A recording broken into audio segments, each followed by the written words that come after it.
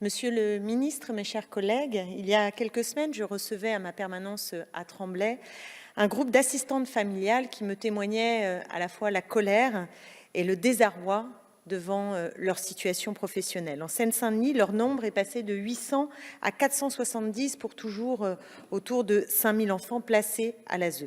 Avec un âge moyen de 55 ans, des salaires maigres, très maigres, un travail qui ne connaît pas les week-ends, de nombreux frais qui ne sont pas remboursés à la hauteur de ce que cela coûte aux familles. Par exemple, 40 € par mois pour habiller un enfant, surtout quand il est petit et qu'il faut changer vite de taille. Comment voulez-vous qu'elle s'en sorte?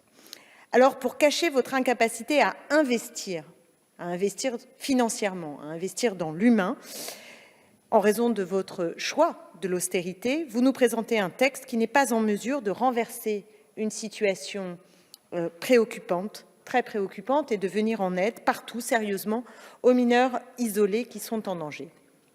Ce texte aurait pu être l'occasion de renationaliser un dispositif qui ne doit pas faire subir aux enfants les inégalités territoriales.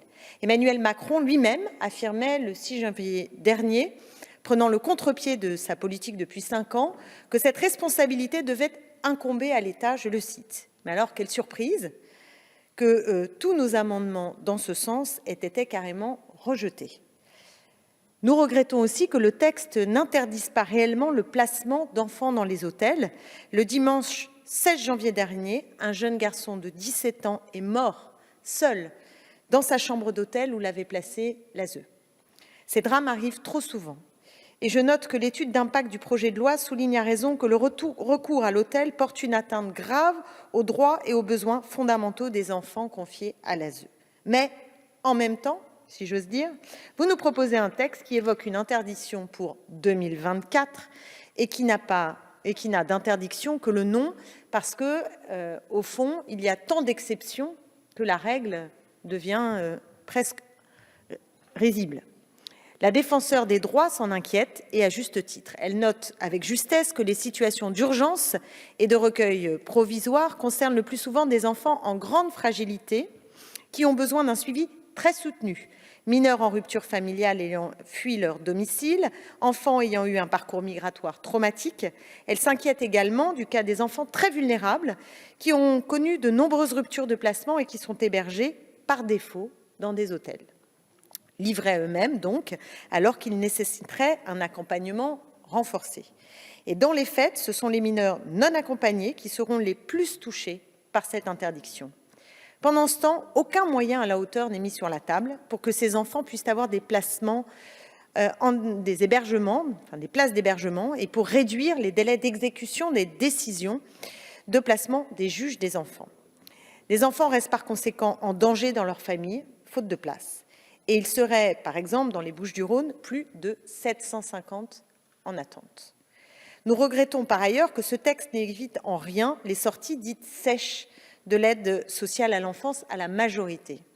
Rien ne garantit en effet dans ce texte un accompagnement aux jeunes majeurs. Les dispositions prévues ne rendent pas obligatoire la prolongation des mesures de protection jusqu'à l'âge de 21 ans et la décision de prise en charge relève toujours de l'appréciation du président du conseil départemental. Quant à la garantie jeune, les dispositions du Code du travail en rendent bien difficile l'application, parce que la défenseure des droits, là aussi, l'a souligné. Ces jeunes n'ont pas seulement besoin d'un accompagnement intensif vers l'emploi et d'une allocation dégressive qui plus est, et d'un montant équivalent à celui d'un RSA, mais ils ont besoin d'un accompagnement réel, social et éducatif vers l'autonomie. Enfin, je veux insister sur le fait qu'avec ce texte, le gouvernement continue à cibler les enfants étrangers. Alors que vous affichez une volonté de protection des enfants, les dispositions qui touchent aux mineurs non accompagnés relèvent davantage d'un contrôle migratoire qu'à une réelle amélioration de leur protection. La tendance à la création d'un droit spécifique aux mineurs non accompagnés, les éloignant du périmètre de la protection de l'enfance, est de plus en plus flagrante. Les manques sont nombreux et ne nous étonnent plus.